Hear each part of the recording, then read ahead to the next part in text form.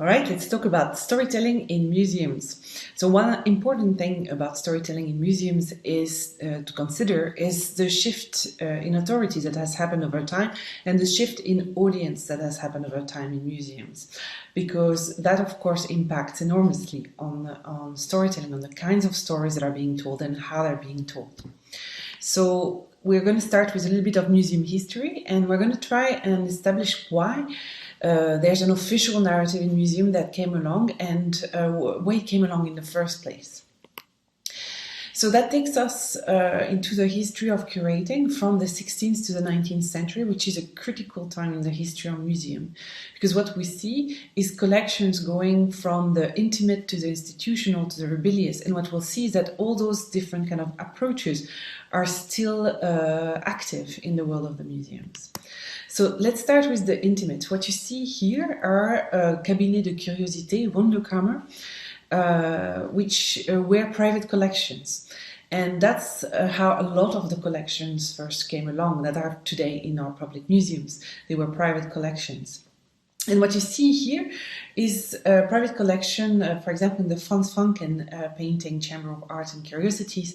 What you see here is a cabinet of curiosities that's organized with, on one hand, the naturalia, so the object of nature, and on the other hand, the artificialia, which is the object that are man-made.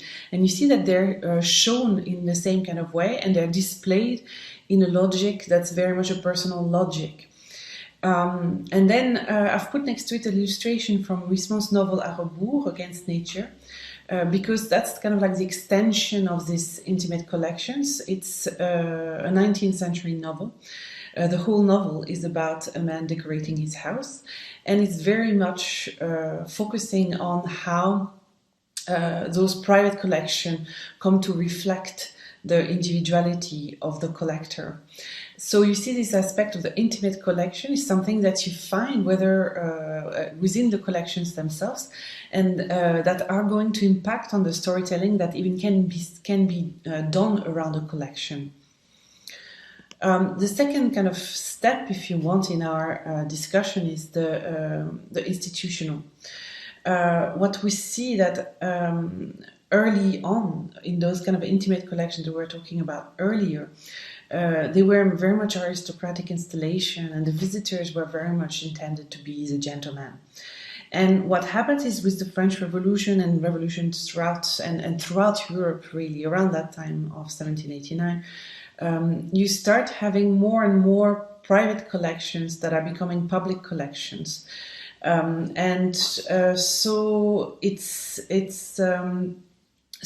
for example, you see that the Grande Galerie of the Louvre is open to all in 1793, and really what you see at the time is an increasing open of royal collection throughout Europe. It's really a background of history and social change. You have rich patrons, and the idea behind those institutional kind of opening of collection is to improve the citizens. So it's this idea that that's impacted by the Enlightenment, that there is going to be that the museums are becoming the keepers of the nation's spiritual life, and they are going to kind of help citizens acquire civilized culture. And you see in Hubert Robert's painting that most of the paintings are organized by themes. So what you have is around one story or around one theme, you will have several paintings grouped together, because for that institutional discourse, for this moral improvement of the citizen, we rely on a form of storytelling that's very much a traditional written form of storytelling, where the grouping is telling the story. The grouping is telling what people should learn from that. And that's something that you see then later on in exhibitions, especially in thematic exhibitions, where the placement of the painting is meaningful.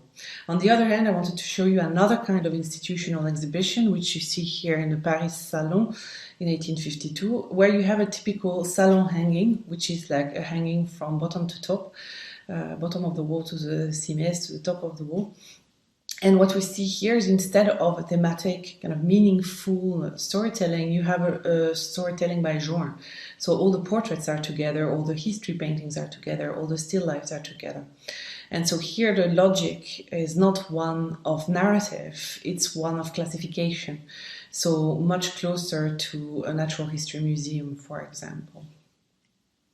What we see appearing at the end at the beginning of the 19th century, and that I think is quite interesting, is rebellious type of exhibition. So Jacques-Louis David painted the Sabine Woman, and that's in 1799, and that painting was very controversial for various political and aesthetic reasons. But what interests us today is what he did, is that he actually opened up his studio in the Louvre. He had a studio in the Louvre, and he opened up his studio, and he charged people to come and see the painting. And along with it, he published a little pamphlet that was explaining the story of the painting, but also its context, how it related to the contemporary life, and it justified also aesthetic choices.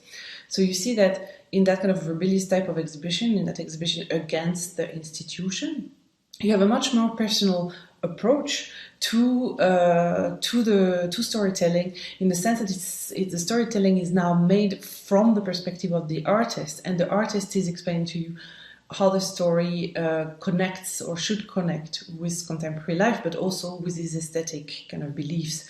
And it's something that we see throughout the 19th century that becomes, and it is usually artist-centered, and that we see more and more throughout the 19th century. So, for example, the painter like Courbet got some paintings rejected from the 1855 Exposition Universelle. So he decided, not all of his paintings, just some of them, but he decided that out of spite he was going to exhibit all of his painting in his own pavilion. So he rented a pavilion and did his one-man show. And along with it again, he publishes what is now known as the Realist Manifesto, which at the time was just a little pamphlet again, where he explains his approach, so more the concept behind his exhibition, why it is important that his paintings are shown all together, and what they say about art at the time. So you see that here you're more on a conceptual kind of storytelling, where you have an artist that is sharing his ideas about art. It's something that we see again and again with independent exhibition throughout the 19th century. You have the Salon des Refusés and the First Impressionist exhibition also, which are all kind of, the logic of those exhibitions is very much an artist-driven logic, which means that the voice of authority then is not the state anymore, but instead the voice of the artist. So that takes us to the function of those narratives in museums. When you are in that environment where the dominant narrative is that of the nation, what the main function of those narratives, of the storytelling is to construct national identity. And it's something that is very important, because the creation of those museums happens at a time where national identities are still being forged. So there is very much an awareness of the power of art at the time. So, for example, here you have a very nice case of rewriting history through the arts, and Napoleon was very good at rewriting history through the arts. Here you have him representing himself as a sort of Christic figure, touching the plague. The people touched by the plague in Jaffa, when actually that's not at all what happened. But because the painting became such a famous kind of image, that version of the story ended up dominating. So there is an awareness that from the powers in the 19th century, that art, that images can allow a ruler to rewrite history to the advantage of the person in charge. And so that leads to the creation of artistic heroes. So here, for example, Delacroix, Liberty Guiding the People. Delacroix becomes this kind of the crowd who did not fight in the 1830 revolution, paints for it to try and create this idea of the artistic heroes. And I think it's part of those kind of big national narratives where you rewrite history, where you're creating artistic heroes, figures that are becoming emblematic of the nation. And of course, that goes hand in hand with the development of museums themselves, museums that are becoming very fast, and especially again in that beginning of 19th century, display spaces of national treasures. And then those national treasures need to be organized, need to be shown in a certain way.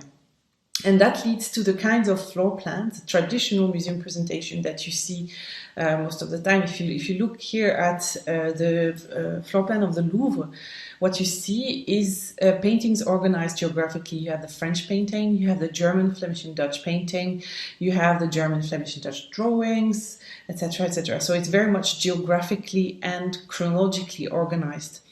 And the reason for it is that it's telling the story of the countries. It's telling the political story of a country and the kind of cultural anchoring of that country. And you see that that is still. That's a contemporary map of the Louvre. So that is still the traditional museum presentation is very much fed by this idea of grand narrative, grand national narratives. So what's interesting is that what we see is a changing role of the museum. So basically in the last 40 years, there's been a shift in museology. There has been a movement that has been called New Museology. And the core of it, as Martine explains here very well, I think, is that theorists have called for the transformation of the museum from a site of worship and awe to one of discourse and critical reflection that is committed to examining unsettling histories with sensitivities to all parties. They look to a museum that is transparent in its decision-making and willing to share power. So you can see that here, this of course impacts greatly on the kinds of narratives that we've seen so far. So far we've seen the narrative that was the personal individual narrative, so that was coming from those private collections. So very much a one viewpoint on history or one viewpoint on the culture from an individual collector. We've seen the state authoritative, grand national narrative, which is not there to be looking at unsettling histories, obviously, but rather to kind of homogenize a sense of identity, a sense of national identity. And we've seen those kind of artistic narratives, narratives built by artists, that are more either concept-based or really artwork-based, and more focusing on the artistic production itself or on art movements or these kinds of things. So you see that we go from an authority that is very clearly grounded in the institution or in the artwork itself or with the artist to an authority that's becoming a shared authority. As Martin said, that the institution need to be willing to share power. We're going towards instead of grand narratives, grand kind of national narrative, to examining multi-voices narrative, to analyzing unsettling histories that are a bit ajar. And we're going from the museum as a site of worship and awe, as Martin explains, to so that really of the temple of culture to more the model of the forum towards discourse and critical reflection. So of course, this shifts completely the kinds of storytelling that is happening in this space. And needless to say that there are still some very traditional storytelling formats out there in museums, but there are some more and more. Gradually, there has been more and more challenge to that traditional model. The role of the museum also has changed in the mind of people. Communication is now seen as a major museum function. and as Huber Greenleal highlights. And what I like about her definition is that she sees the communication of the museum as the activities that attract visitors to the museum, so publicity and marketing, investigate their needs, research and evaluation, and provide for their intellectual needs, education and entertainment. So you see that there has to be kind of a more holistic approach in terms of storytelling in a museum, where all those various aspects, so the publicity, the marketing, the research, the evaluation, the education, and entertainment, are somehow aligned or are a coherent whole in terms of the storytelling. There's also more and more weight given to the knowledge that is actually transmitted by the museum. What kind of knowledge can be transmitted? And we'll come back to that in another video. But so I wanted to finish by really questioning this changing role of the museum. We've seen a debate in 2019 around the definition of ICOMS, the International Museum Association, because they were wanting to change their definition, to update their definition. This was their definition from 2007. A museum is a non-profit permanent institution in the service of society and its development, open to the public, which acquires, conserves, researches, communicates and exhibits the tangible and intangible heritage of humanity and its environment for the purpose of education, study and enjoyment. So it was a very straightforward definition, and you can see that storytelling then in that environment has to do with education, study, and enjoyment, and that function of communication we were talking about earlier. However, in 2019, an alternative definition was proposed. It was very fiercely debated at the ICOM meeting. To this date hasn't been settled, but this is the definition that was in discussion. Museums are democratizing, inclusive and polyphonic spaces for critical dialogue about the pasts and the futures. Acknowledging and addressing the conflicts and challenges of the present, they hold artifacts and specimens in trust for society, safeguard diverse memories for future generations, and guarantee equal rights and equal access to heritage for all people. Museums are not for profit, they are participatory and transparent and work in active partnership with and for diverse communities to collect, preserve, research, interpret, exhibit and enhance understandings of the world, aiming to contribute to human dignity and social justice, global equality and planetary well-being. So this definition was very debated and it was rejected as it was. As I said, it's still in discussion about what happens now. The reason why it was so debated is because it's, of course, more an aspiration than an actual definition. But I think what's also interesting for us is the way in which the museums here, through that definition, would shift completely its role, not being any more institutionally centered, not being any more artist-centered, not being any more object-centered, but instead focusing on audiences. And so that means telling different stories, that means addressing conflicts, that means safeguarding diverse memories, etc., etc. So we're shifting the kinds of storytelling that is being told in the museum. And as this is happening, there are technological developments that are also helping to these developments. So what we've seen is that with new museology, in short, we've had a shift in authority. We have had a shift in authority from a single authoritative voice, that being that of the collector, the institution, or the artist, to a multi-voice, to a voice that wants to invite dialogue, that wants to invite points of view. And that is because of a turn from an object-centered museum to an audience-centered museum. And so I think that explains a little bit why storytelling is now so important when you come and talk about museums, and why it is also so complicated. Thank you.